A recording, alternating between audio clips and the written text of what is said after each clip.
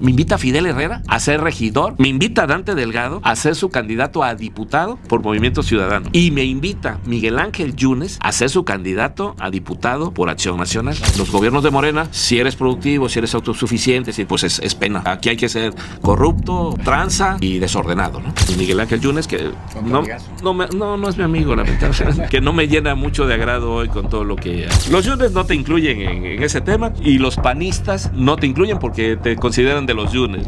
Yo no soy de ninguno. Me abandonó, no me dio ni una botella con agua. Honestamente, he perdido muchísimo en política. Es que la candidatura me correspondía a mí. De hecho, la gano en una interna de Acción Nacional. Ya ahí había un enfrentamiento muy real entre los Yunes y un servidor. Y hubo muchísimas traiciones que no logré la candidatura a Acción Nacional. El World Trade Center operó como fideicomiso 30 años. El único año que el gobierno del Estado no le puso un centavo es cuando yo estuve. Cuando salieron las notas de mi salida del World Trade Center, que lo había desfalcado, que me había llevado una milloniza. Pues si no tenía dinero para la gasolina, ¿cómo iba a tener dinero? Tienes tus choques, en este caso con los dirigentes estatales. No, que tomen las decisiones que tengan que tomar.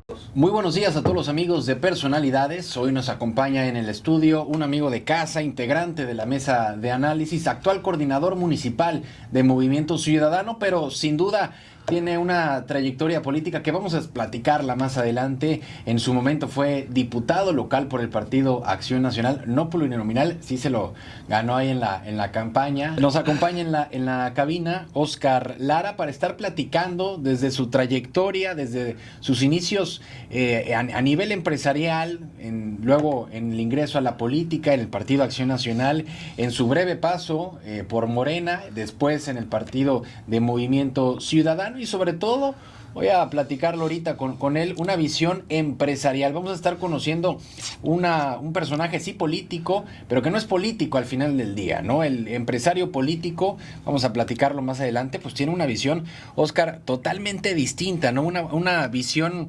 fría, calculadora en el tema político y sobre todo no basada en la necesidad. ¿Cómo estás? Así es, Rodrigo. Bueno, primero agradecerte la invitación.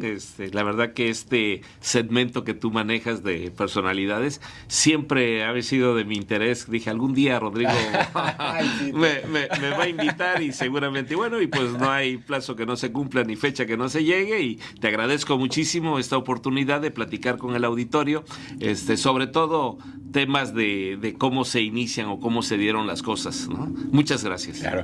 Oye, Óscar, y vamos a estar platicando desde tu infancia, desde tus pasos por las cámaras, en el sector empresarial, después de tu ingreso a la política, pero para entender hoy quién es Óscar Lara, me gustaría regresar a la infancia, ¿no? ¿Cómo fue crecer con tu familia, en tu entorno? ¿Qué valores te llegaron a marcar? Definitivamente en un mundo, una jungla, ¿no? En la que vivimos empresarial y políticamente hablando. Así es, que considero que son de los sectores o segmentos pues más difíciles de la sociedad, uno el tema productivo y el otro el tema de la administración, políticamente hablando, ¿no? Pues mira, la verdad que nos remontamos al tema de la infancia. Te puedo presumir que tuve una infancia muy feliz, o sea, fui un niño con un desarrollo extraordinario, se podría decir, ya que pues mi papá es ganadero, creces en un ambiente natural, diferente, sin ninguna limitación de espacios y haciendo actividades que pues difícilmente cualquier niño de ciudad puede tener. Claro, en la ciudad hay muchas más ventajas, pero precisamente eso es lo que hace que empieces a desarrollar algunas maneras de resolver cosas, ¿no? Las limitaciones que en una zona agrícola no tienes y que tienes que resolver o alcanzar la escuela. Ahora, Óscar, antes de entrar de lleno con todo el tema de la política, fuiste un empresario reconocido y no solamente por el hecho de los negocios que llegaste a emprender, sino también por vínculo que llegaste a crear con las cámaras, ¿no? ¿Qué tan difícil fue para ti el hecho de abrirte paso en el mundo empresarial de Veracruz? Porque es un mundo también a veces complicado. Sí, no es fácil, sin embargo, las circunstancias a mí me han ayudado muchísimo.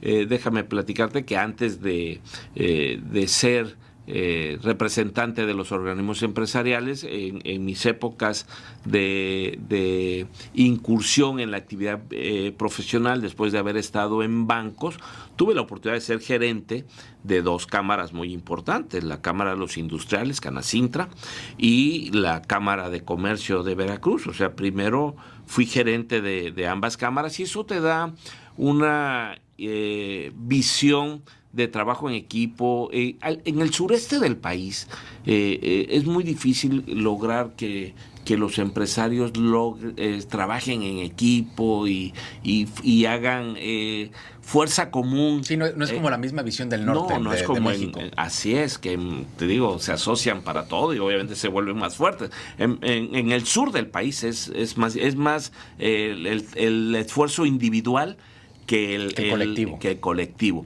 Entonces, el hecho de haber sido gerente de la Cámara de los Industriales y luego gerente de la Cámara de Comercio, bueno, pues te da esa posibilidad de generar ahí un trabajo en equipo y colectivo, y utilizar las fortalezas y bueno, apoyarte en las debilidades con otros compañeros del mismo giro, ¿no? ¿Y cómo fue el involucramiento, que es donde ya empieza la historia que muchos podemos llegar a conocer desde el exterior, ¿no? El tema político, empresarial de los últimos 15, 20 años. ¿Cómo fue el involucrarte ya en las cámaras? Porque hay que decirlo, no es lo mismo el estar involucrado a las cámaras a un negocio. A veces claro, uno tiene que estar enfocado en sacar la quincena para los trabajadores, en sacar el recurso, y en las cámaras es un ambiente más tranquilo, más pausado, más pensar en el colectivo, no tanto en la operación diaria del negocio, y ahí, quieras o no, también te puede llegar a quitar un poco la energía y el tiempo de tus negocios principales. Sí, bueno, además, déjame decirte algo, y hay que reconocerle a los dirigentes empresariales ese tema. Las cámaras empresariales no te generan una retribución económica, claro. Al contrario, a los empresarios que están en los consejos de las cámaras, todo eso les cuesta. O sea, hay que hacer aportaciones y invertir tiempo, invertir ideas, y a veces representar a los demás, pues ahora sí que de manera altruista, ¿no?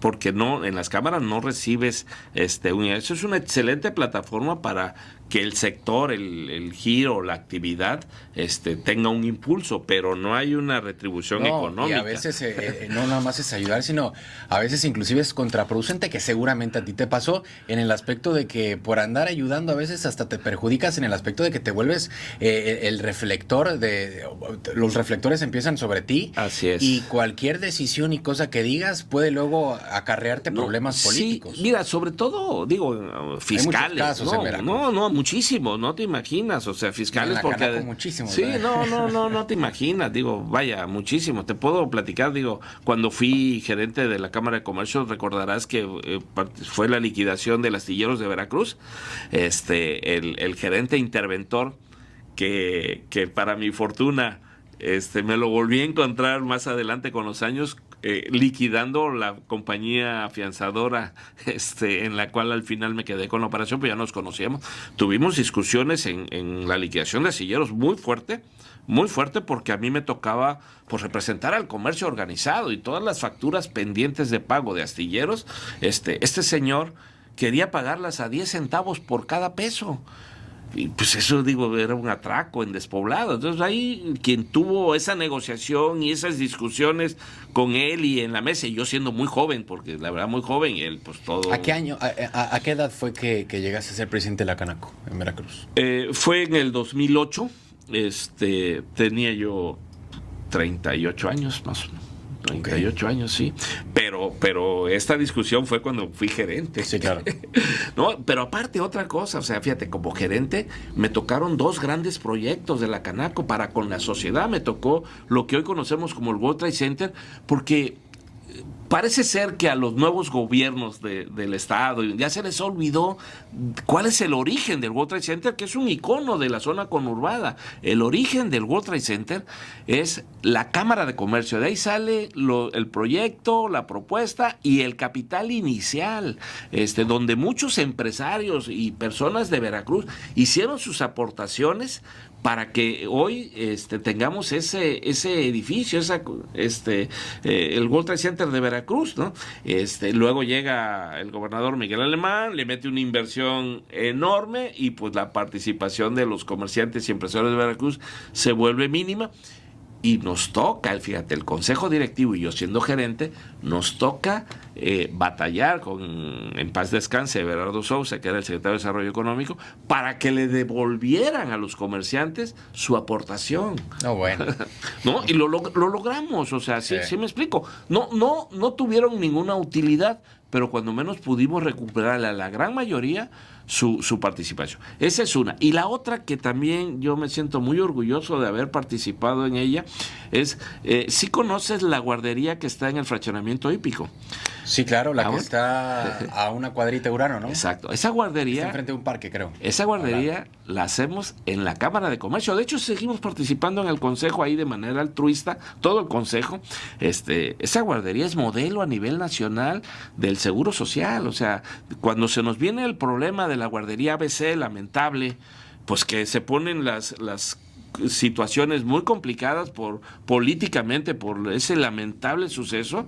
No te imaginas cómo quienes integraban el consejo y un servidor pues tuvimos que estar ahí muy atentos, eficientar las actividades, las acciones, reinvertir en medidas de seguridad para que los niños y los padres y todo el mundo estuvieran tranquilos. Entonces son los dos proyectos que a mí me tocó desarrollar como gerente de la Cámara.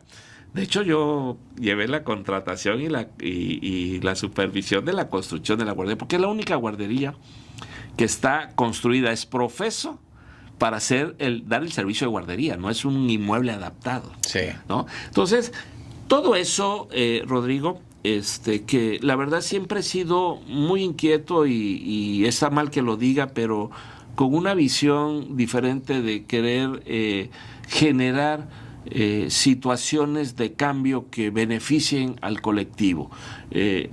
Cuando llego a la Cámara, por ejemplo, teníamos un instituto ahí de secretarias de 18 años de operación.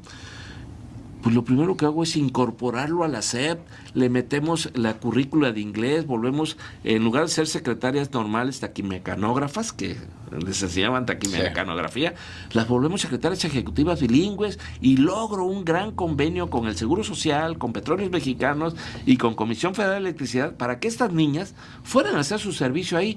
Y déjame decirte que todavía hay muchas chicas de plantas en CFE, en Comisión Federal y en Pemex que entraron haciendo sus servicios. Esos son temas que de alguna manera pues siempre me han abierto algunas otras posibilidades. Entonces, cuando yo me convierto en empresario, tomo esta decisión de independizarme dentro del sector de las fianzas, pues lo primero que pienso es, ¿qué giro me corresponde? Pues servicios, ¿verdad? Pues entonces vamos a la Cámara Nacional de Comercio, Servicios y Turismo.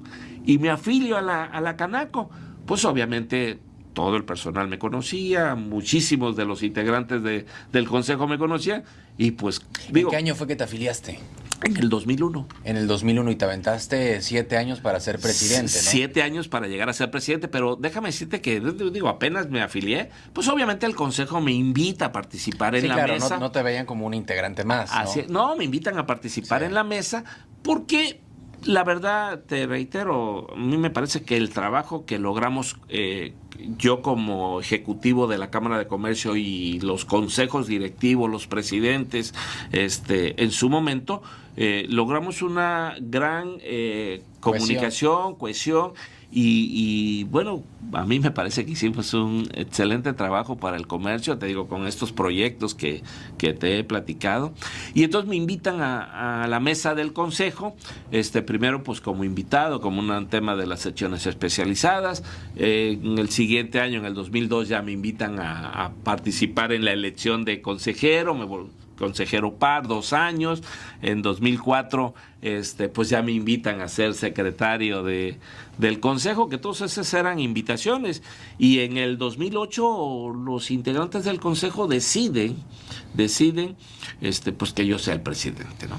Y ahí es donde empieza ya la vida política, digámosle así, de Oscar Lara, ¿no? Sí, ese fue la Cámara de Comercio de Veracruz. Es un organismo que le tengo muchísimo cariño. y que le debo mi participación en la vida política del Estado, porque ahí ya como presidente pues empiezas a tener el roce con los secretarios de Estado, los alcaldes de los municipios, porque la Cámara de Comercio de Veracruz abarca varios municipios. Sí, claro. Y obviamente con el gobernador del Estado, y ya vas a las reuniones de la Confederación con el presidente de la República. Cambia Oye, un poquito Oscar, el tema. Y desde ese entonces, porque a ver, hay que decirlo, y no voy a decir cámaras porque si no luego se me van a aventar a un chorro de enemigos. Pero hay que decirlo, a ver, aquí en Veracruz y Boca del Río, las cámaras son utilizadas políticamente, pero inclusive ya los últimos años han sido de manera descarada. Le llaman inclusive búnkers políticos cuando son los días de elección, operando inclusive a favor de partidos en específico, sin mencionar nombres. Está Desde bien. ese momento... Lo bueno, conozco. Lo conozco, Rodrigo, lo conozco, y debo hacerte muy claro. A ver, la línea de ser institucional políticamente hablando es extremadamente delgada en los organismos empresariales. Y cuando digo, los estatutos de todos los organismos empresariales te marcan que tú como presidente puedes tener en lo personal tu tendencia con tal o cual partido político, pero finalmente tu representación es general y tienes que darle apertura a todos. Claro. Digo, a mí me han tocado campañas, y la propia Canaco, que soy expresidente y todo, donde no nos quisieron recibir en alguna campaña, ¿no? Porque no era el partido que... No, bueno. Ahí es cuando, digo, hay de todo, pero ahí es cuando el organismo pierde realmente ser el interlocutor con el gobierno, porque finalmente el organismo empresarial lo que tiene que hacer es ser un vínculo de la sociedad con el gobernante en turno para poder lograr mejores resultados del gobernante y mejores acciones para sus representados, ¿no? O sea, claro. No es un tema, tienes que aplaudir cuando el gobierno hace las cosas bien, y eres la voz autorizada cuando el gobierno hace las cosas mal. O sea, claro. Es un tema, para eso eres el presidente, si no, pues, para no, fíjate que a mí me invitan, y curiosamente, Rodrigo, el hecho, debo de confesar, que hasta ese momento, hasta que soy presidente del Consejo Directivo de la Cámara de Comercio, no tenía yo la más mínima idea de lo que se te avecinaba. No tenía la más mínima idea de lo que representaba la política de partidos, ¿eh? De hecho, tú recordarás, bueno, estás muy joven, pero seguramente tus mayores te van a poder decir, la Cámara de Comercio, por muchos años, el regidor de comercio era una propuesta de la Cámara de Comercio de Veracruz. Ok.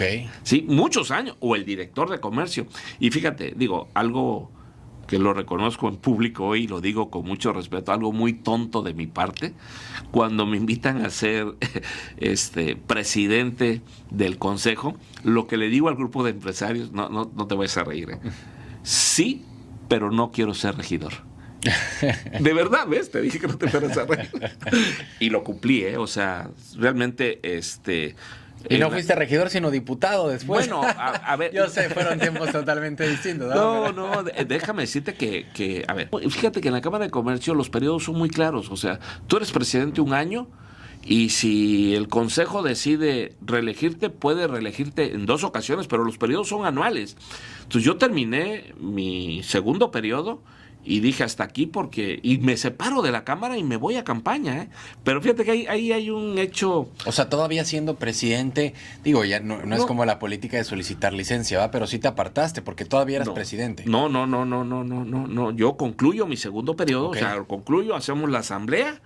Ya hay nuevo presidente. Y al otro día empiezo el tema político. ¿Sí? Pero ya sabías desde antes. Sí, claro, bueno, ya, a ver, es que fíjate que a mí me sucede algo realmente que me llena de orgullo, o sea, me llena de orgullo. Los 3 grandes políticos de la historia moderna del estado de Veracruz son los que me invitan a participar. Me invita Fidel Herrera en ese mismo periodo, en el 2010, a ser regidor con Carolina. En Veracruz. Sí. Me invita Dante Delgado a ser su candidato a diputado por Movimiento Ciudadano. Local. Convergencia, sí, local. Y me invita Miguel Ángel Yunes a ser su candidato a diputado por Acción Nacional. No, bueno. Sí, no, la verdad que es algo que a mí, me da mucha satisfacción porque algo bueno debía de haber estado haciendo, donde los tres grandes personajes... Y te veían sobre todo potencial. Sí, de los tres grandes personajes de la vida política moderna de nuestro estado, me invitan, ¿no?, a participar. Y bueno, pues decidí irme con Acción Nacional, con Miguel Ángel Yunes, que... Con tu amigazo. No es mi amigo, la verdad. que no me llena mucho de agrado hoy con todo lo que... Pero en ese momento, te soy honesto, no sabía absolutamente nada de partido, de la política de partido. De hecho, yo entro a campaña, y una de las cosas que yo siempre he intentado ser muy franco, muy honesto, muy claro, ¿no? Yo le dije, oye, yo no soy militante del partido. No tengo recursos para una campaña. Yo entiendo que esto vale mucho dinero y no sé nada de política. Él se comprometió a generar todo, que yo solo iba a poner mi presencia, lo cual no fue cierto. Me abandonó, no me dio ni una botella con agua. Pero mira lo que son las circunstancias. En ese año, Miguel Ángel Yunes fue el candidato a gobernador. Julio Saldaña fue el candidato a la alcaldía de Veracruz. Una exdiputada federal de Acción Nacional, Vicky Gutiérrez Lagunes, no sé si la recuerdas, era la candidata a diputada local del otro distrito. Y yo, Oscar Lara, el candidato a diputado local. Pues déjame decirte que en el puerto de Veracruz, el único que obtiene el triunfo por mayoría en las urnas soy yo. No, a ver, y te tocó con un PRI hegemónico en el estado de Veracruz. Era un PRI que ya sabía Fidel Herrera lo que era perder una intermedia y se les fue con todo en el 2010. Con todo. Déjame decirte que mi contrincante en ese momento había sido oficial del registro civil, era regidor y traía todo el apoyo. ¿Quién era? Oliver Aguilar Yunes, que hoy está despachando ahí con mi amigo Ricardo Agüed en la Secretaría de Gobierno. Pero además, déjame decirte que, un derroche de recursos enorme. Sí, claro. Y en la campaña te dice Miguel Ángel Yunes Linares, pues sí, te vamos a apoyar con todo. ¿Y qué pasó? Pues nada, fíjate, afortunadamente un excelente amigo que todavía está por ahí, del PAN, uno de los panistas muy fundadores, un buen amigo, era el encargado de la publicidad del gobernador. Y pues él era el que me regalaba artículos promocionales, claro, con la imagen y la promoción del gobernador. Sí, del candidato a gobernador, ¿no? Claro. Pero yo no, si no, la verdad es que fue mucha creatividad, pero un ejemplo, yo llegaba a mis recorridos a las 12 del día con un sol intenso y ni siquiera mandábamos avanzada a hacer el recorrido porque no sabíamos, nos metíamos a una calle y que resulta que estaba cerrada y teníamos que salir por la misma calle, con un calorón tremendo, pero fue un gran equipazo, la verdad, fue un gran equipazo y logramos el triunfo en las urnas y con mucha ventaja. Ahora, Oscar, no sabías absolutamente nada de la política, no sabías ni que eran avanzadas. Nada. Y entonces, ¿cómo fregados? A ver, fue el distrito 14. No, fue el distrito 21, lo que hoy es el distrito 15. Ah, bueno, era más fresa todavía, digamos así. No, bueno, a comparación de un 14. En esa época toda la zona rural de Veracruz estaba en ese distrito. ¿A poco? Sí, claro, toda la zona rural, sí, obviamente te tocaba el Reforma, Zaragoza, sí, bueno, Malibán, a ver, pero sí, toda sí la zona rural, inclusive Villarín, ¿Y cómo fue? San Julián. ¿Y cómo fue entonces cómo fregados fue que ganaste? A ver, Si dices que no tenías ni apoyo del partido. No. No tenías ni apoyo del candidato a gobernador. No. No sabías absolutamente nada de política y no tenías dinero ni para meter en la campaña. No, déjame decirte que a veces no teníamos ni para la gasolina, no, es en serio. A ver, tuve que rifar relojes míos, cosas para... ¿Cómo crees? Sí, no, fue muy difícil, pero a ver, Dios protege la inocencia, Dios protege la inocencia. A ver, mira, en la zona rural los tianguis agropecuarios y todo ese tema siempre tienen problemas porque no les dan los apoyos o traen problemáticas del cultivo, porque antes sembraban mucho maíz en los alrededores de Veracruz y yo es un tema que conocía, la leche. Entonces, el hecho de tener reuniones con la gente de la zona rural, platicar, decirles, identificarme con ellos, o sea, que de alguna manera sintieran que en Óscar Lara sí iban a tener alguien que podía entenderlos, que sabía la problemática y que podríamos encontrar alguna alternativa de solución. Eso fue realmente básico, ¿no? Y luego, pues, mi paso por los sectores financieros y las cámaras, pues igual conocía yo la problemática que había en la ciudad, y qué teníamos que legislar, ¿no? Entonces, eso me ayudó muchísimo en el tema. Fíjate que en las reuniones, la verdad que tú veías cómo la gente llegaba un poco desencantada, como, pues vamos a ir a ver qué dice ¿no? O sea, es uno más. Pero la verdad que al final la gente... Pero fíjate que me sigue sin cuajar algo, porque fue el 2010. ¿2010? El 2010, en esas campañas, el PRI ganó Veracruz, todo. Ganó Boca del Río, ganó Boca del Río. Para ganar Boca del Río, ganó diputaciones locales, federal. ¿Y tú fuiste ahí el frijolito en el arroz? Bueno, a ver, digo... también ganó Fernando Yunes en Boca del Río la diputación local. Ah, sí. Sí, fuimos los dos únicos que ganamos. Ahí yo estoy seguro que hubo un intercambio ahí con el gobernador de que les entregaban la alcaldía de Boca del Río al PRI a cambio de que Fernandito obtuviera el triunfo en Boca del Río. Estoy seguro que hubo algo así, ¿no? Claro, de los acuerdos oscuros. De los acuerdos oscuros, sí. O sea, es que es muy difícil después de que un alcalde haga un excelente trabajo de un partido y toda la gente está feliz con... Que fue Miguel Ángel Yunes Márquez, Miguel Ángel ¿no? Yunes, y resulta que pues le gana Salvador Mansur, medio raro, ¿no? Medio raro, pero bueno, así es el tema de la política, ¿no? Sí. Y digo, y te puedo apostar que mi invitación por parte de los Yunes no fue una invitación para ganar, fue una invitación para sacrificarme, porque el hecho que te ofrezcan todo y de momento no te den nada, ¿no? Pero te digo, Dios protege la inocencia. Dices que empeñaste o vendiste hasta relojes. Todo, o sea, claro, y la ayuda a la familia fue básico. No, olvídate, o sea, a ver, yo éramos 20 canijos en toda la campaña y éramos los mismos, pero nosotros empezábamos a caminar y la gente se nos sumaba.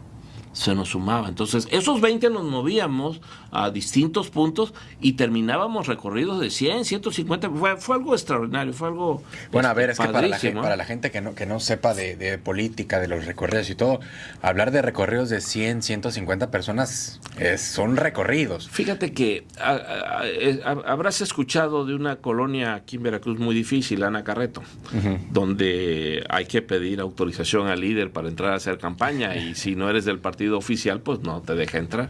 Bueno, pues del PAN, fui el único que pudo entrar. Ahora, tu involucramiento ya en el Congreso local, porque llegaste en pañales en la campaña y no sabías ni qué onda, ganas, güey. ¿Cómo fue ese día de la elección donde te dicen, oye, ¿sabes qué? Pues ganaste, cabrón. Yo creo que ni tú te la creías. No, a ver, no sabíamos, pero la verdad es que sí vas percibiendo sí.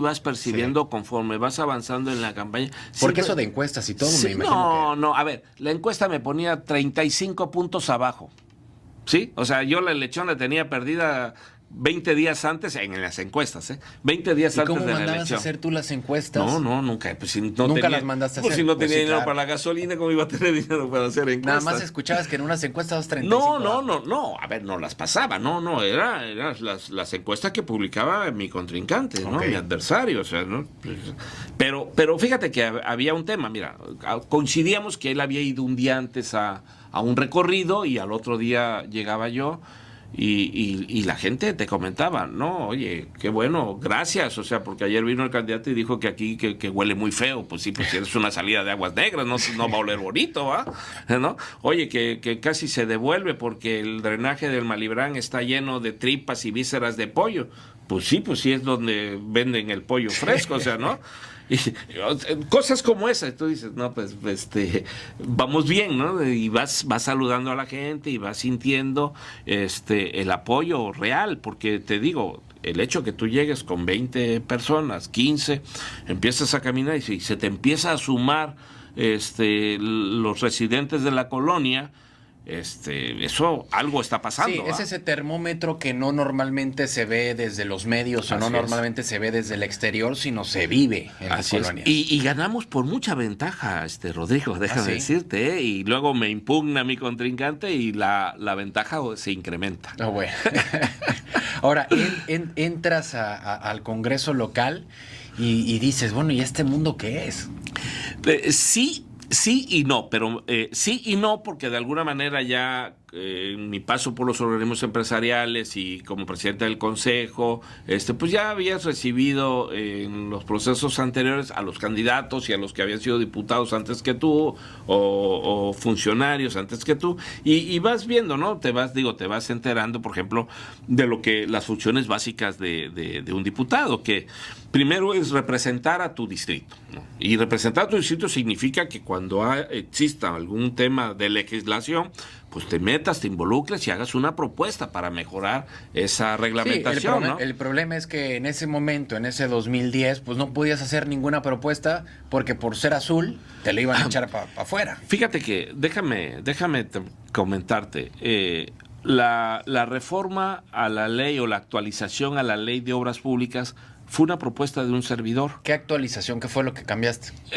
Bueno, la ley de obra pública de alguna manera limitaba muchísimo a los constructores a su participación, los requisitos, las condiciones, estaban ya de alguna manera desfasadas a la realidad, a lo que estaba sucediendo en el entorno actual. Entonces había que hacer una actualización completa. Obviamente eso lo hicimos con la gente de la Cámara de la Industria de la Construcción, con la gente de los colegios de ingenieros, a todos los que participan en el ramo de la construcción de obra pública. Pero déjame decirte, esa fue una propuesta de un servidor y se la tuve que ceder a compañeros diputados del PRI para que avanzara. ¿Con quién lo hablaste en ese momento? ¿No recuerdas? No, sí recuerdo, sí sé, no sé si... Mira, Carlos Aceves y Américo Zúñiga. Por acá tuvimos a Américo hace como 15 días. Excelente, los dos amigos, yo les tengo un gran cariño, un gran aprecio y sobre todo que aceptaron tomar la iniciativa, ellos encabezarla y yo iba como coadyuvante, porque finalmente, todavía ahí traía mucha inocencia política y bueno, yo no buscaba en ese momento que me aprobaran a mí las leyes, que salieran las leyes, ¿no? Las propuestas que hacía. Entonces te digo, lo primero es representar a tu distrito, modificar o actualizar o reformar reglamentaciones y vigilar la aplicación de recursos. Entonces, por ejemplo, yo cuando fui diputado hice una exposición en un hotel de aquí de la Explanada del Malecón que le llamamos Expodeuda, ¿no? Porque la deuda estaba galopante hacia arriba. La deuda del Estado. De la deuda del Estado. En ese momento, ¿qué te gusta? Que andaban sobre los 15 mil millones de pesos. No. En el 2010 andábamos arriba de los 20. Ok, sí, porque lo agarró en 3.500. Bueno. 3.500, sí. Oye, Oscar, Sí, pero ya había acabado el periodo de Fidel Herrera, ya estábamos en el gobierno de Calixto. Sí, ahí era donde estaba hablando. Si llegamos creo que hasta los 70, 80 mil millones de pesos de deuda. Oye, te tengo dos preguntas. La primera, ¿te llegaste a echar de enemigo a Fidel Herrera después de que te dice, oye, a ver, te quiero como regidor en el puerto de Veracruz? No, gracias, me voy contra tu acérrimo enemigo. No, te voy a platicar. No, porque te reitero, siempre he sido muy claro y honestamente, hay dos razones que la primera, estoy seguro que mi invitación de Acción Nacional, que no tiene nada que ver con sino de quién vino, era un tema de negociación para decir, bueno, pues metimos al expresidente de la Canaco y perdimos, compadre, ¿no? ¿Sí me explico? Sí. Estoy seguro, ¿no? Entonces, esa era la primera. Y la segunda, pues que estaban confiados, nunca pensaron que iba yo a poder sacar un buen triunfo. Entonces, cuando se dieron cuenta, pues ya les había ganado. Oye, ¿y qué te dijo Miguel Ángel Yunes Linares en el momento en que ve los resultados y ve que ganaste? No, pues obviamente ahí ya no, digo, no pueden decirte, oye, pues es que te metí para que perdieras, ¿va? Sí. No, pues me integran en una mesa y empezamos a que vamos a hacer muchas cosas, pero resulta que esas cosas las encabezaba Fernando Yunes y yo no participaba, no sabía qué hacía, no sabía qué proponía, nada, o sea, él, según éramos del mismo bando, pero resulta que había los otros diputados de Acción Nacional que eran del partido, por decir, no de los Yunes, y pues igual me veían a mí como yo, entonces me quedaba yo en medio, fuera de todo, ¿no? Hasta que un buen amigo de Acción Nacional me dice, mira, te voy a decir qué está pasando.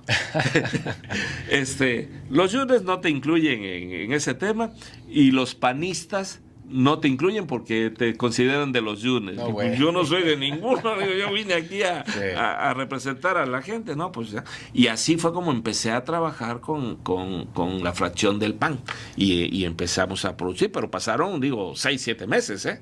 Claro. ¿Y cómo fue involucrarte ya en la vida, pues ahora sí que partidista? ¿Cómo fueron esos siguientes meses? Porque seguramente era todo nuevo para ti, no es lo mismo el mundo empresarial, que sabes que tal vez 1 más 1 son 2, a un tema político. No, pero fíjate que siempre, con mucho respeto le digo a los políticos de cuna, ¿no? Que nacen en la política y que solo se han dedicado, la vida empresarial te ayuda muchísimo a tener una visión distinta y un actuar diferente. O sea, en el sector empresarial tienes que ser productivo o productivo, no tienes opción, ¿no? Y tienes que ser, de alguna manera, generar, hacer más con menos recursos. No, y sobre todo los gastos te impactan a ti. No es lo mismo decir, no, bueno, sale de acá o de allá. No. Entonces, eso te da una visión totalmente y un actuar diferente. Sí, yo hasta el día de hoy no me considero alguien porque además nunca he dependido de la política para mis actividades, jamás. O sea, la política, muchas veces he reinvertido el tema de la política en bienestar de las personas, de las gentes. Lamentablemente hay muchas necesidades en nuestro país, o sea, se requiere muchísimo apoyo, entonces a veces es insuficiente y yo muchas veces lo aplicaba de esa manera.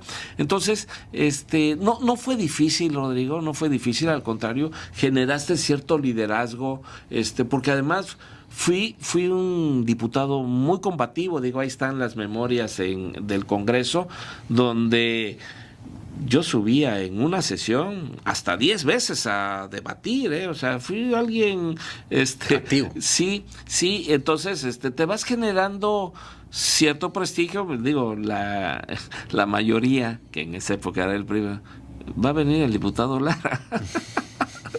¿No? Pero era un tema, nunca fue personal. Claro. Nunca fue personal, siempre fue. Pues a ver, es que la naturaleza del diputado es debatir. Así es. Entonces, fíjate, me acuerdo un tema que estábamos hablando de las carreteras, ¿no? De las carreteras y de Veracruz, como estaban desastrosas, y sube un compañero diputado del PRI y dice que hay que hacerle un exhorto al presidente de la República por el deplorable estado en que se encuentran nuestras carreteras en ese momento, ¿no? Y entonces yo pido la palabra, subo y le digo, yo estoy de acuerdo con mi compañero diputado del PRI, pero al quien tenemos que exhortar es al secretario de Obras Públicas del Estado para que aplique los recursos en nuestras carreteras, ¿no? Claro. Y así era algo muy emocionante, ¿no? Ahora, Óscar, terminas tu periodo como diputado 2013. Pasaste 3, 4 años quiero pensar también cómo acomodarte dentro del partido. Dijiste, oye, me encantó ser diputado, me encantó estar dentro de la política, pero quiero pensar que después de ese periodo como diputado, también te encontraste viendo cómo moverte en este mundo de la política, que no es nada sencillo.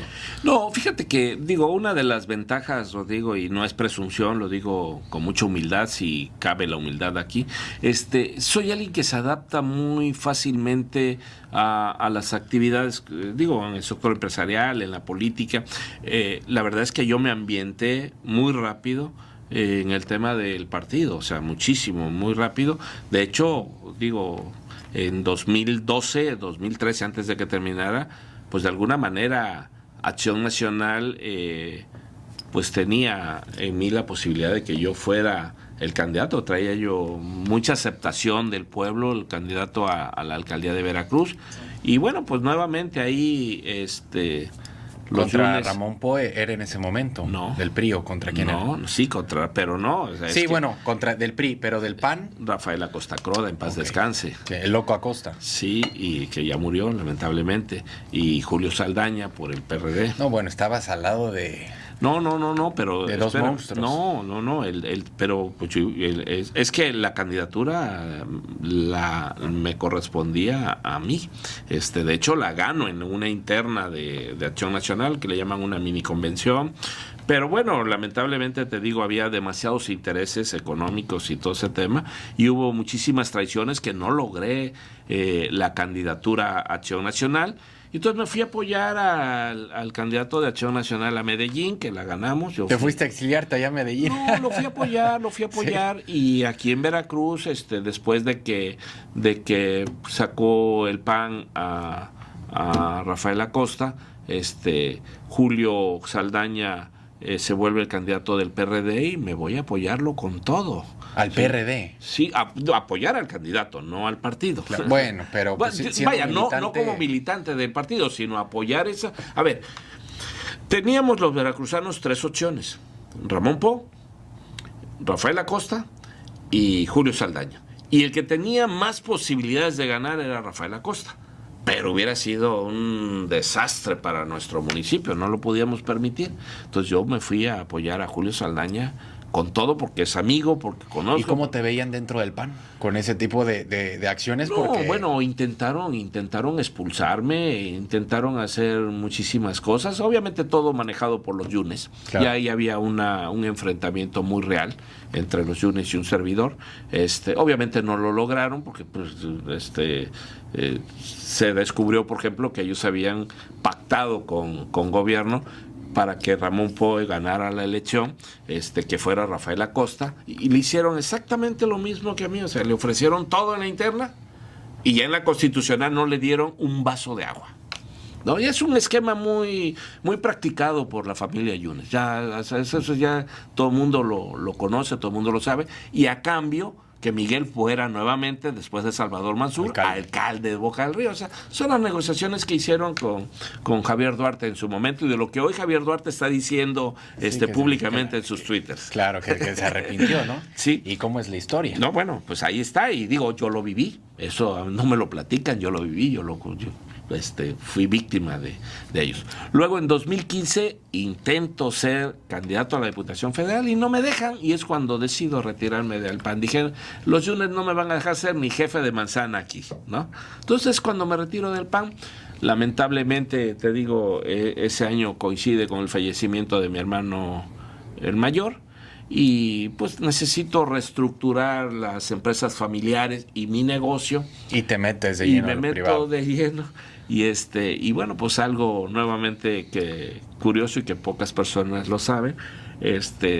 Tenemos un amigo que había sido alcalde, Mario Fabio Altamirano, panista, pero ya había sido alcalde por Convergencia o Movimiento Ciudadano, muy amigo del secretario de gobierno anterior, que andaban en campaña en ese momento, y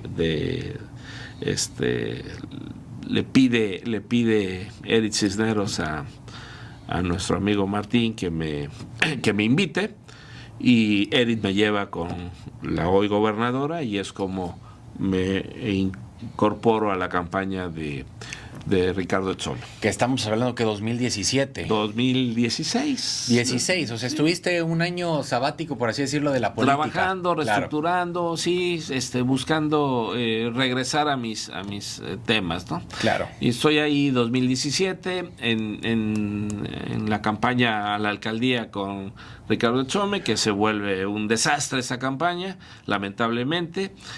Para la primera vez que intentó ser alcalde. En 2018 que busca ser diputado Ricardo Federal. Exome, pues nuevamente con la estructura que yo aún mantenía, participamos y logramos llevar a Ricardo, participar en el triunfo de Ricardo, y recuerdo perfectamente que de alguna manera yo ya andaba muy cerca en los recorridos del candidato a gobernador de Morena, de Cuitláhuac García. Mucho me pide el candidato a gobernador que lo ayude en un tema de la fórmula de su propuesta a diputado local con Víctor Vargas, que era el diputado local pluri propuesto por Cuitláhuac, pero se le había caído la noche anterior la fórmula. Me pide que me incorpore, que lo ayude para que pueda participar Víctor Vargas, y participo como suplente de Víctor Vargas en la propuesta de Morena a la diputación local plurinominal. Oye, y sobre todo me estás platicando de personajes en el 2016, 2017, de un entonces Eric Cisneros, que iba a ser secretario de gobierno con Cuitláhuac García, una entonces Rocío Nale, que en ese momento yo creo que no pintaba ni para lo que es hoy, ¿no? Siendo gobernadora del estado de Veracruz. No, sí, a ver, la figura política más fuerte de Morena en el estado en ese momento era Rocío Nale. Claro, pero no pensábamos inclusive el monstruo que iba a ser Morena electoralmente hablando, ¿no? Bueno, había mucho descontento de la población, había... Pero no, se empezaba a notar, pero no tanto, como tal vez ya en el 2018. Sí, claro, pero sí, sin embargo, sí, en 2018 fue el boom de Morena. O sea, fue el... Pero tú lo viste desde antes, ¿no? Empezaste a ver cuadros y todo. Así es. Que son los mismos cuadros que hoy en día dictan lo que es la política, sobre todo en el estado de Veracruz. Sí. Ahora, estás apoyando a Ricardo Exome. ¿Y cómo era ese 2016, cómo era ese 2018, donde tú venías trabajando en un partido de Acción Nacional que, bueno, a pesar de que podemos ver esa organización desde el exterior, estabas platicando ahorita en la entrevista que notabas ciertas acciones que no jugaban a tu favor, pero también estabas apoyando un partido que estaba apenas naciendo? Bueno, déjame comentarte, Rodrigo, que aunque en política el tema de pasar de un partido a otro no es bien visto por la población, yo intenté hacer las cosas de la mejor manera posible. O sea, primero renuncié a Acción Nacional, presento mi carta de renuncia, me espero al tema, y posterior empiezo a ayudarlos, Claro. Entonces, sí, obviamente ya se vislumbraba, y bueno, pues la verdad que uno de los temas principales era pues ganar el gobierno del estado, ¿no? Y lo ganaron, y en ese momento fue que tú llegaste al World Trade Center, ¿no? Sí, aunque no de manera inmediata. Déjame decirte que yo mantenía una comunicación constante con el ya gobernador, primero gobernador electo y luego ya gobernador en funciones. Cuitláhuac García. Cuitláhuac García, sí, nos traíamos una comunicación directa, una o dos veces al mes en funciones, nos hablábamos y nos saludábamos y nos tomábamos un café de vez en cuando. Pero no lo digas con esa cara, si era tu cuate en ese momento. Y fíjate que es hasta el día de mi cumpleaños, me acuerdo perfectamente, que me dice, oye, necesito tomarme un café contigo, y nos vamos ahí a la parroquia 200, ahí lo alcanzo, y es cuando me dice, traigo encima la serie latinoamericana de béisbol, necesito que me ayudes a sacarla y a rehabilitar el estadio de béisbol, el Beto Ávila, ¿no? Y después de eso me vas a ayudar en el World Trade Center, ¿no? Pero realmente empiezo en el Beto Ávila, y le digo, y como cuándo será la serie latinoamericana de béisbol, en 30 días. No, bueno. Cuitláhuac es muy organizado. Y bueno, pues nos metemos ahí, obviamente convocamos a algunos empresarios, amigos, que nos ayudaran a rehabilitar baños, dogouts, o sea, lo esencial, la malla protectora, los colchones de las bardas protectoras, los postes del LEDs y del right field, ¿no? Para lo esencial. Claro. Y es que hay que decirlo, en ese momento agarraban un Beto Ávila, agarraban un Auditorio Benito Juárez, después de un gobierno, en este caso del PRI, del PAN, que los descuidaron por completo. A ver, Miguel abandonó toda la infraestructura deportiva, toda. Miguel como gobernador abandonó todo, y de hecho abandonó el World Trade Center, dejó de pagar todo. O sea, lo abandonó a su suerte.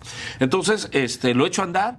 Las niñas estas de Acayucan, Vázquez South, que eran las que traían la serie. Bueno, y logramos, fíjate que en la final, padrísimo, logramos 7,000 aficionados, Okay. O sea, estuvo padrísimo. Y de ahí, pues ya me da ciertas responsabilidades, me manda al World Trade Center, pero bueno, pues el World Trade Center realmente traía mucha problemática, muchísima.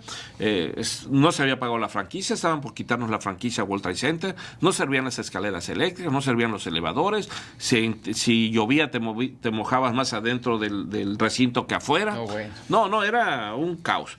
Y bueno, lo primero que hacemos es pues recurrir a lo que sabemos hacer, o sea, convocamos a los hoteleros, a los prestadores de servicios turísticos, a los transportistas turísticos, y determinamos de alguna manera salir al mercado a buscar clientes de congresos, convenciones, exposiciones, y el World Trade Center sin recursos, déjame decirte, sin recursos. O sea, le asigno a cada grupo, armamos 5 grupos, un hotelero, un restaurantero, uno de transporte turístico, un prestador de servicios turísticos y un ejecutivo del World Trade Center. Todos los gastos lo pagaban los 4 otros y el ejecutivo iba para tratar de cerrar y todo ese tema. Fuimos a Monterrey, fuimos a Guadalajara, fuimos a México, armamos grupos de trabajo y atraer mercado. Y así es como logramos rehabilitar y generar ingresos. Algo que hay que decirle al público. El World Trade Center operó como fideicomiso 30 años. El único año que el gobierno del estado no le puso un centavo es cuando yo estuve, 2019, 2020. ¿Estuviste 2 años ahí? No. Estuve de marzo de 2019 a mayo de 2020. Me toca la pandemia. Año y cachito. Sí, me toca la pandemia, lamentablemente, pero fue el único ejercicio en los 30 años que el gobierno del estado no aportó un peso. O sea, todo lo hicimos autosuficiente. Por eso cuando salieron las notas de mi salida del World Trade Center, que lo había desfalcado, que me había llevado una milloniza, hombre, olvídate, si apenas si nos alcanzaba para pagar las nóminas y reparamos todo, reparamos los Yeli, que eran los carritos para subir, arreglar el alumbrado público, colgar las lonas, arreglamos los elevadores, ayudamos el tema de las goteras, arreglamos las escaleras eléctricas, o sea, y pagamos la franquicia, lo que ahora, se Oscar, debía. Si pasó todo eso, ¿por qué fue tan corto el tiempo en el que estuviste? Bueno, acuérdate que en ese momento, en 2020, empieza Andrés Manuel López Obrador con el tema de desaparecer los fideicomisos. Ajá. Y el World Trade Center era un fideicomiso y el gobernador anterior era un imitador natural de las decisiones de la presidencia de la República. Entonces lo que hizo fue eliminar todos los fideicomisos, ¿no? Los que funcionaban y los que no funcionaban, y entonces se lo asigna a la Secretaría de Turismo. Ok, y en ese momento ya te desplaza naturalmente por el hecho del fideicomiso. Así es, ya me quedo fuera del tema, no recibo ninguna invitación y te soy honesto, tampoco la fui a buscar. No me gustaba el manejo de Cuitlagua y su equipo. Ahora, Oscar, ¿qué pasó también a la salida? Porque no fue una salida natural, fue una salida también que aparecían notas que decían, no, es que está ligado con la directora del DIF estatal, me parece, en ese momento, y hicieron un desfalco desde el estado y en el World Trade Center. O sea, cuando existen ese tipo de notas, y hay que decirlo, no son notas nomás porque se les ocurre a los periodistas, ¿no? Muchas veces inclusive está orquestado por ciertos grupos, por ciertos personajes. ¿Qué fue lo que pasó? Porque eso no fue una salida natural. Sí, a ver, hubo mucha politiquería, muchísima politiquería en contra del trabajo que se desarrolló en el World Trade Center. Obviamente el World Trade Center con el DIF no tienen absolutamente ninguna vinculación de números o de cuentas o de algo así. Lo que sucede es que se hace el informe de la directora del DIF en el World Trade Center y se hace un informe realmente, digo, como lo sabemos hacer los empresarios, con nada, pero se vuelve ostentoso, despampanante, pero el gasto fue mínimo, ¿no? Y eso pues molestó a muchísimos, pensando que ya queríamos buscar otras posiciones de elección y se empieza a generar la grilla. Ese fue un tema. Otro tema es que, pues la verdad es que no permití en el World Trade Center que llegaran manos externas de otras áreas. A ver, mira, por ejemplo, el que terminó al frente del World Trade Center, que era el secretario de Turismo, ¿no? El último. Iván todo el tiempo quiso hacer actividades de su sindicato en el World Trade Center sin costo. O sea, pues si apenas si sacaba yo dinero para pagar, ¿cómo iba yo a estar financiando actividades de un sindicato? Entonces esos temas no los permití, pero así había muchísimos que querían hacer sus fiestas en el World Trade Center. ¿Qué fue lo más complicado que te pasó? Evitar esos temas. Pero yo siempre tuve comunicación con Cuitlahua y le decía, a ver, si tú dices que se haga, se hace, pero no me has dado un peso para esta operación y apenas si estamos sacando... ¿Y qué te decía? Que él iba a hablar con ellos, pero seguramente no hablaba, ¿verdad? No, pero siempre le dije, ¿no? Siempre le dije. Inclusive cuando hubo el tema de los desfalcos, yo fui a hablar con el secretario de Finanzas y fui a hablar con él. Con Lima Franco. Sí, y a los dos le dije, aquí está, sí hubo un mal manejo, es de fulano y de mengano, ustedes díganme, ¿no? ¿Qué hacemos? Se quedaron callados los dos, yo fui y puse la denuncia. Y ahí está la carpeta. Por eso es que yo camino tranquilo y con la frente en alto y puedo ver a mis hijas todos los días, ¿no? Porque sí hubo quienes se llevaron el ICR de los trabajadores, ¿no? Sí hubo quien se lo llevó, el ICR de los trabajadores, que era algo que le correspondía a Hacienda. Yo lo mostré y lo denuncié. Hay una carpeta de investigación, que no hicieron nada, que no quisieron que caminara. Bueno, ya ese no es mi tema. Mi obligación era presentar. Yo presenté 2 denuncias, Rodrigo. 2 denuncias en la fiscalía. Primero, cuando ingreso, todas las anomalías que encontré, ¿no? O sea, de aquí para acá me corresponde a mí. De aquí para atrás, aquí están todas las evidencias. Y antes de salir del World Trade Center, presenté la denuncia cuando vi que ni el gobernador ni el secretario de Finanzas iban a actuar. Dije, no, pues esto al final lo voy a tener que pagar yo. ¿Y con Cuitlahua que nunca fuiste a hablar? Sí. ¿Y qué te decía? No, bueno, yo le dejé las evidencias y le dije, gobernador, dígame, ¿qué hacemos? ¿No? Esto hay que denunciarlo, o ¿qué hacemos? ¿No? ¿Y qué te decía? Que lo iba a ver. ¿Quién lo iba a ver? Pues sabía que no lo iba a ver. Entonces yo lo que hice fui, presenté mi denuncia, presenté todas las evidencias, presenté la auditoría, presenté los elementos y bueno, pues ahora sí que se vengan las que se vengan. Entonces nunca prosperaron. Fíjate, en política, tienes razón, en política hay muchos grupos que quieren beneficiarse de algunos temas, pero que otro sea el responsable, ¿no? Entonces, si no te pones abusado, pues cargas con culpas que no son tuyas. Esa es una. Y la otra, lamentablemente,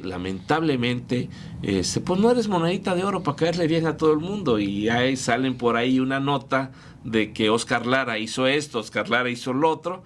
Pues se paran en una esquina a gritar. A ver, según varios medios impresos, yo al otro día me estaban deteniendo, vaya, salí yo aquí con mi plaquita, ¿no? Es que, a ver, el hecho de que te dijeran, a ver, es que hizo un desfalco y tiene un amante, o sea, porque también empezaron a hacer unas historias que decías, a ver, espérame tantito. ¿Tú crees que fueron dirigidas por una persona en específico o después de varios años no lograste ver de eso? No, sí. Había funcionarios en gobierno del Estado, con Cuitlahua, algunos de muy alto nivel, otros de no tanto nivel, que querían que les pagaras facturas de productos que no te iban a entregar. ¿No? Ok. O querían que arreglar las goteras que no las iban a arreglar, ¿no? O querían venderte el elevador que no te lo iban a entregar. O querían rentarte los chillers, o sea, los aires acondicionados, pero sin tener los chillers. Bueno, entonces, sí. Ahora, Oscar, sales de Morena, sales de un partido que yo creo que fue también lleno de caos en este caso para ti. Como puede existir historias de éxito y historias bonitas, en este caso fue algo de locos, ¿no? En ese momento para ti.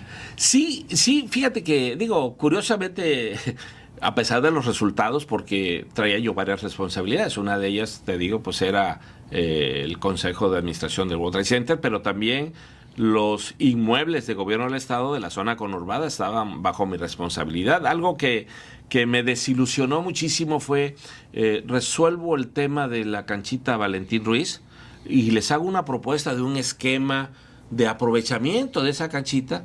Y pues sí, me dicen que sí y todo, pero resulta que ya traían todo un rollazo para explotar algunos de manera particular ese tema, ¿no? Cuando se hizo una gran inversión de gobierno del Estado, el Bolerama, por ejemplo, ¿no? La explanada del Auditorio Benito Juárez, todos esos estaban bajo mi responsabilidad y los estábamos, los portones de la explanada del Benito Juárez los empezamos a rehabilitar con recursos generados por la propia explanada, o sea, claro, ¿no? Y esos temas, pues de alguna manera, la verdad que me empezaron a desilusionar, decir, bueno, resulta que en los gobiernos de Morena, si eres productivo, si eres autosuficiente, si tienes un manejo transparente, si aprovechas, pues es pena, está penado, ¿no? O sea, aquí hay que ser corrupto, tranza y desordenado, ¿no?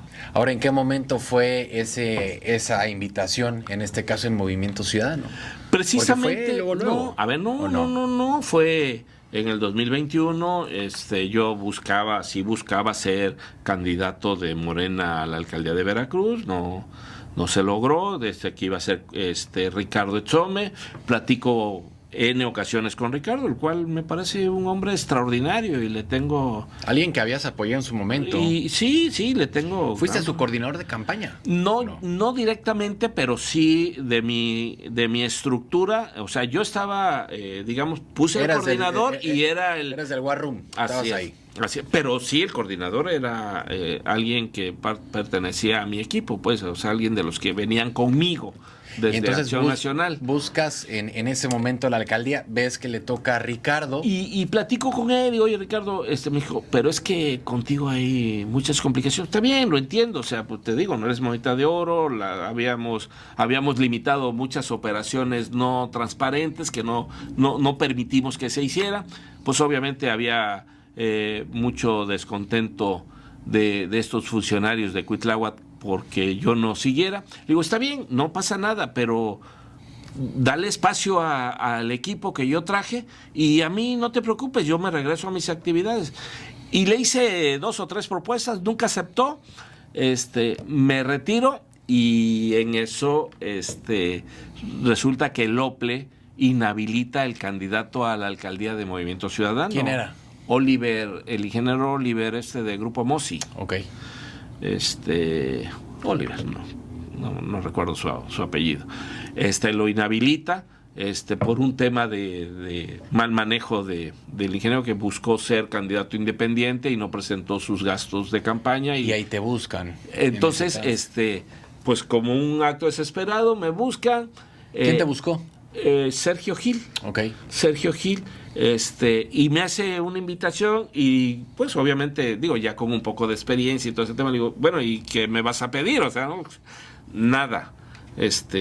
Tú eres el candidato y tú pones la planilla. O sea, el proyecto que teníamos que no se pudo hacer, ¿lo puedo meter así aquí 100%? Sí. Y entonces ahí es cuando yo le digo, a ver, sí acepto, pero con una condición, Movimiento Ciudadano en la zona conurbada hace campañas y no vuelve a aparecer.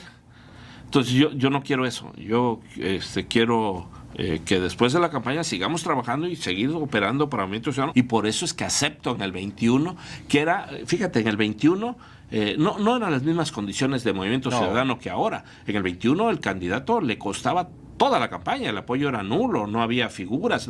En el 25 el partido a nivel nacional patrocinó muchísimas cosas, mandó publicidad, No, mandó Movimiento Ciudadano fue un antes y después del 2024. mandó espectaculares y bueno, pues lamentablemente los votos no se le dieron, ¿no? Hubo un retroceso del Movimiento Ciudadano del 21 al 25. ¿Te refieres a esta última campaña del 2025? Sí, claro.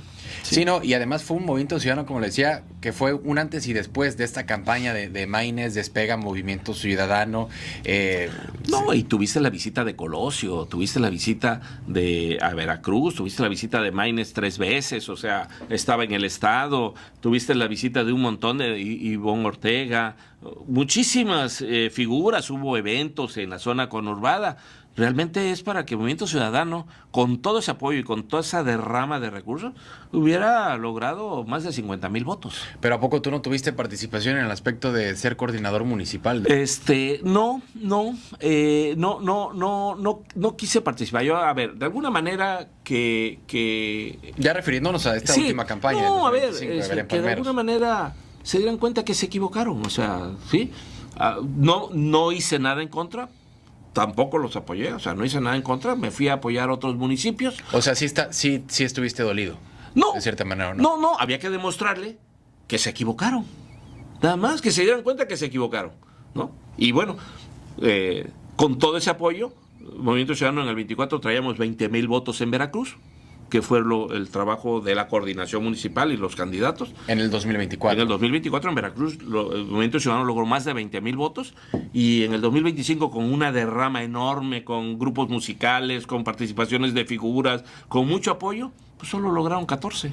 Ahora, ¿no te parece también que la participación ciudadana fue muchísimo mayor en el 2024 que en el 25 en el municipio de Veracruz? Sí, porque claro. eso también hay que contar. No, claro. A ver, hubo muchos factores, sí, claro. Hubo muchos factores que la gente no participó. Pero bueno, el partido traía todas las condiciones. Porque ¿cuánta participación hubo aquí en Veracruz? No llegó al 40%. Porque creo que en Boca del Río sí llegó arriba del 40, ¿va? Bueno, Boca del Río, o sea, con una gran derrama de recursos del partido, con muchísimo apoyo, y pues resulta que 6,000 votos. Ahora, ¿cómo te encuentras hoy en día con Movimiento Ciudadano? ¿Cuáles son los proyectos que tú buscas? Porque de cierta manera me comentas que me dices que no estás dolido, pero también no estás contento. No, a ver, la madurez, yo ya había decidido, de alguna manera bajar el ritmo, o sea, llegar al 25, dependiendo del resultado. Después del resultado del 25, cualquiera que fuera, ya bajar el ritmo y regresar a mis actividades productivas. Hoy sigo trabajando por partido, soy integrante del Consejo Ciudadano Nacional, soy integrante de la coordinadora estatal, estoy participando en Movimiento Ciudadano, veo que hay posibilidades y bueno, esperando que en el 2030 se gane la presidencia de la República. ¿Ves una alianza con el PAN en los próximos años? Lo veo muy difícil, no soy quien de alguna manera... Sí, claro, el que decidiría. Ajá, lo veo muy difícil, yo veo Acción Nacional con las mismas decisiones o las mismas acciones que le han llevado a las derrotas estrepitosas. No veo que estén cambiando, no veo que de alguna manera quieran regresar a aquel PAN ciudadano, ¿no? Siguen siendo... Bueno, pues con mayor razón estarían buscando una alianza con un MC que ve en crecimiento. Sí, pero al final yo creo que MC perdería. ¿No crees que le ganaría el hambre por querer ser competitivos y buscar? Pues es que ya somos competitivos solos. Sí, pero hay algunos lugares donde sí les falta el último. No, muchos, pero tenemos todavía un gran trecho por caminar, o sea, vienen unas elecciones intermedias en el 2027, que bueno, ese puede ser un termómetro, claro, para ver cómo nos va en los congresos, tanto 29, federal 30. como locales, ¿no? Y algunas posiciones, gobernaturas que se van a jugar. Y bueno, y el 2030 pues tomar una determinación como partido, ¿no?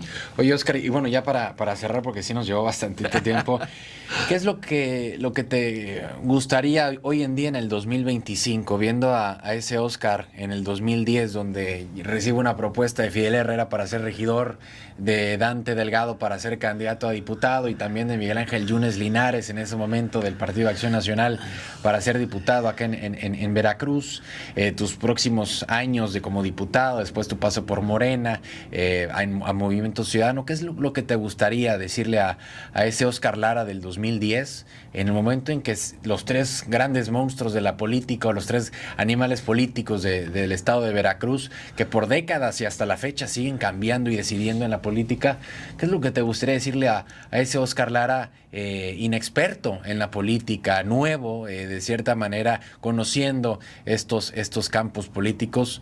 ¿Qué es lo que le dirías hoy en el 2025 con esta madurez, con estas victorias y derrotas, a ese Oscar de 2010? Claro, fíjate que vivir nuevamente, no me arrepiento, vivir nuevamente los mismos hechos. O sea, finalmente uno de los problemas o de las acciones que me llevaron a ser así, de no permitir la subordinación negativa. ¿A qué me refiero? Que cuando te hacen propuestas pero que van en contra de los principios del partido, van en contra de la gente, de la población y de tus valores al final del día, y no haberlos aceptado nunca, haberme enfrentado yo desde mi tamaño, desde mi capacidad, a los monstruos que estuvieron en el PAN y en Morena y hoy en Movimiento Ciudadano, ¿va? O sea, enfrentarlos así, con esa entereza, y que eres inquebrantable en cuanto a tus principios, tus valores, y que finalmente la política, como dice nuestro gran líder moral, Dante Delgado, la política es para poder, o sea, el poder es para poder ayudar a la gente, para poder servir, para poder dar, para poder generar mejores condiciones de desarrollo, de crecimiento. Cuando se desvían esos hechos, es cuando vienen las debacles de los partidos, y la hemos vivido. Claro. Oscar, pues muchas gracias por acompañarnos hoy. No, hombre, muchas gracias a ti, Rodrigo, te agradezco en serio esta oportunidad de tener esta plática tan interesante para mí. Claro, espero que te la hayas pasado muy bien, y gracias a todos los que nos escucharon en el programa de hoy. En las cámaras nos acompañó Tomás Muñoz, mi nombre es Rodrigo Cross, y los dejo siempre en sintonía.